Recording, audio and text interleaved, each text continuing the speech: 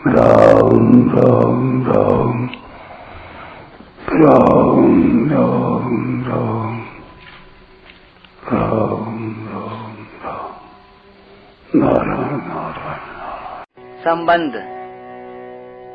पहले अध्याय के 20वें श्लोक में अथ पद से श्री कृष्णार्जुन संवाद के रूप में गीता का आरंभ हुआ था। अब आगे के 74वें श्लोक में इति पद से उसकी समाप्ति करते हुए संजय इस संवाद की महिमा गाते हैं। संजय उवाच एत्यहं वासुदेवस्य पार्थस्य च महात्मनः संवादमिममश्रौष मद्भुतं रोमहर्षणम्। संजय बोले, इस प्रकार मैंने भगवान वासुदेव और महात्मा पृथानंदन अर्जुन का यह रोमांचित करने वाला अद्भुत संवाद सुना। व्याख्या। इत्यहं वासुदेवस्य पार्थस्य च महात्मनः।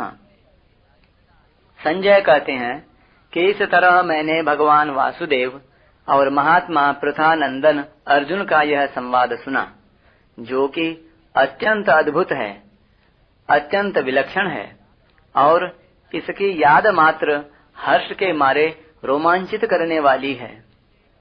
यहाँ इति पद का तात्पर्य है कि पहले अध्याय के 20वें श्लोक में अथ व्यवस्थितान् दृष्ट्वा धार्तराष्ट्रान् कपिध्वजः पदों से संजय श्री कृष्ण और अर्जुन के संवाद रूप गीता का आरंभ करते हैं और यहाँ इति पद से उस संवाद की समाप्ति करते हैं। अर्जुन के लिए महात्मनः विशेषण देने का तात्पर्य है कि अर्जुन कितने महान विलक्षण पुरुष हैं, जिनकी आज्ञा का पालन स्वयं भगवान करते हैं।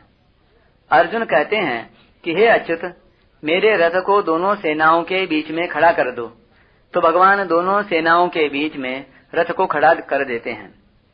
गीता में अर्जुन जहाँ जहाँ प्रश्न करते हैं, वहाँ वहाँ भगवान बड़े प्यार से और बड़ी विलक्षण रीति से प्रायः विस्तार पूर्वक उत्तर देते हैं। इस प्रकार महात्मा अर्जुन के और भगवान वासुदेव के संवाद को मैंने सुना है। संवादमिममश्रौष मद्भुतं रोमहर्षणम्। इस संवाद में अद्भुत और रोमहर्षणपना क्या है? शास्त्रों में प्रायः ऐसी बात आती है कि संसार की निवृत्ति करने से ही मनुष्य पारमार्थिक मार्ग पर चल सकता है और उसका कल्याण हो सकता है। मनुष्यों में भी प्रायः ऐसी ही धारणा बैठी हुई है कि घर, कुटुंब आदि को छोड़कर साधु सन्यासी होने से ही कल्याण होता है। परंतु गीता कहती है कि कोई भी परिस्थिति, अवस्था, घटना, देश, काल आदि क्यों न हो, उसी के सदुपयोग से मनुष्य का कल्याण हो सकता है। इतना ही नहीं, वह परिस्थिति बढ़िया से बढ़िया हो या घटिया से घटिया, सौम्य से सौम्य हो या घोर से घोर विहित युद्ध जैसी प्रवृत्ति हो, जिसमें दिन भर मनुष्यों का गला काटना पड़ता है, उसमें भी मनुष्य का कल्याण हो सकता है, मुक्ति हो सकती है। जब हरेक परिस्थिति से संबंध विच्छेद होने से ही कल्याण होता है, तब तो प्राकृत परिस्थिति का घटिया या बढ़िया होना कोई महत्व नहीं रखता। हाँ, उससे अलग होने का उपाय कर्मयोग, ज्ञान योग, भक्ति योग आदि अलग अलग हो सकते हैं, परंतु इनमें राग मिटाना ही खास उपाय है, क्योंकि राग मिटने से द्वेष मिट जाता है और राग द्वेष के मिटने से संसार से संबंध विच्छेद हो जाता है। संसार से संबंध विच्छेद होना ही मुक्ति है। वास्तव में जो बद्ध होता है वह मुक्त नहीं होता, और जो मुक्त होता है वह मुक्त क्या होगा, क्योंकि वह तो मुक्त ही है। तो फिर मुक्त होना क्या है? वास्तव में मुक्त होते हुए भी जिस बंधन को स्वीकार किया है, उस बंधन से छूटने का नाम ही मुक्त होना है। कारण कि जन्म मरण रूप बंधन में संसार का राग ही कारण है। उस राग को मिटाने में परिस्थिति का सदुपयोग करना ही हेतु है। अर्थात जो पुरुष परिस्थिति में राग द्वेष न करके अपने कर्तव्य का पालन करता है, वह सुख पूर्वक मुक्त हो जाता है। यही इस संवाद में अद्भुतपना है।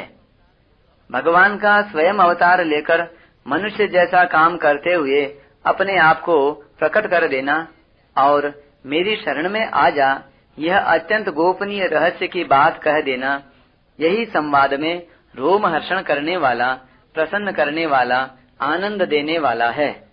परिशिष्ट भाव। गीता में महात्मा शब्द केवल भक्तों के लिए आया है। यहाँ संजय ने अर्जुन को भी महात्मा कहा है, क्योंकि वे अर्जुन को भक्त ही मानते हैं। भगवान ने भी कहा है, भक्तोसी में